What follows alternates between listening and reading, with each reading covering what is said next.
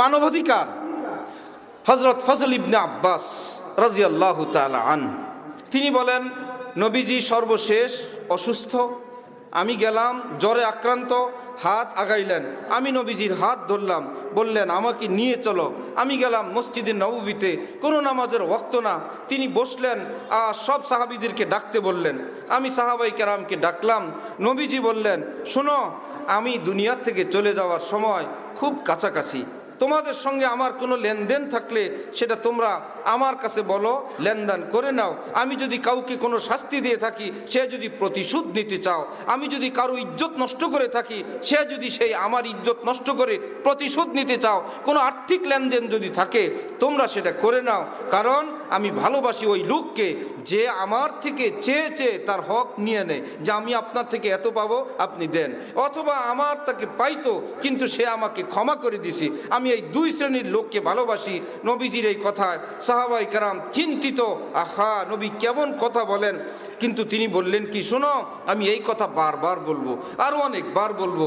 সাহসে সাহসে এক সাহাবী উঠলেন, বললেন, আমি আপনার কাছে 3 দিরহাম পাই। কিভাবে পাও? আমি তো অবশ্যই তোমাকে দিব। পারপাসটা কি, কোন বাবদে লেনদেন হয়েছিল একটু কি বলবা?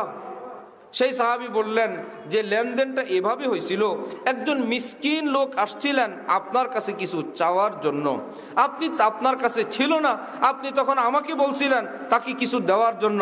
আমি আপনার পক্ষ থেকে ফকিরকে 3 দিরহাম দিছিলাম।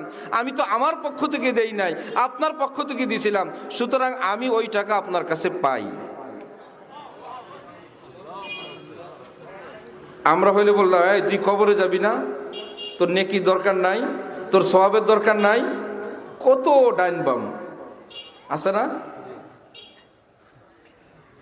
কোন জায়গায় আমরা ঢালকানগর মাদ্রাসায় পড়ছি,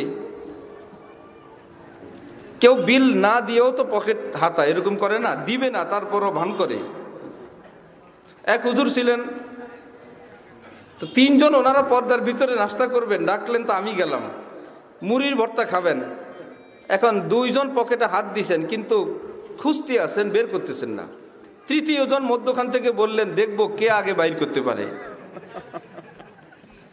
ভাই, দেওয়ার ইচ্ছা থাকলে এতক্ষণ লাগে নাকি? কেউ যদি এরকম হয় যে হুজুর এমন ছাত্রকেই ডাকলেন যে একে নাস্তা আনার জন্য বললে ওরা আর টাকা দেওয়া লাগে না, এই সলিমউদ্দিন নাস্তা নিয়ে আসো, হুজুর আমি আনতেছি, বলে তোরে তো ডাকছি এই জন্যই। আরেকদিন আরেক বড় লোককে, আরেকদিন আরেককে, হ্যাঁ ভাই মেহমানদারির কি কি সুন্নত, কি কি ফজিলত সেটা শোনায় দিলাম, যে অনেক সওয়াব। কিন্তু রাসূল সাল্লাল্লাহু আলাইহি ওয়াসাল্লামের আখলাকের মধ্যে এইরকম অতি চালাকি ছিল না, সাদা মাঠা তিনি ছিলেন। তিনি বললেন, হ্যাঁ মনে পড়ছে, ফজল 3 দিরহাম মিসকিনকে আমার পক্ষ থেকে দিছিল, তাকে পরিশোধ করে দিয়ে দাও।